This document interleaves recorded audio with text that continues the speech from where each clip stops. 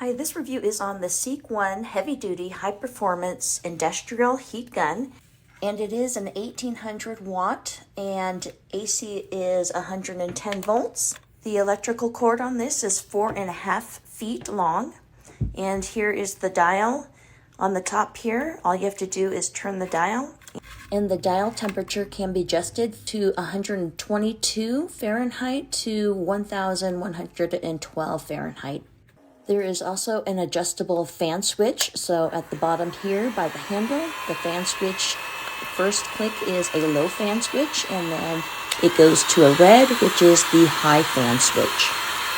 Here's an example of using this on a shrink bag. So just heating it up and the bag shrinks around the product here. And I've used this 1,000 times or more, and it really does a great job.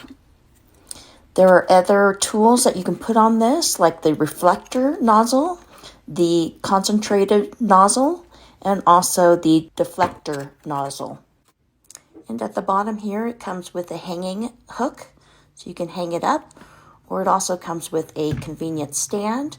So if you wanted to put it on a table and work with the heat gun that way, you can. I hope my video post helped you see this SEEKONE up close to make your decision.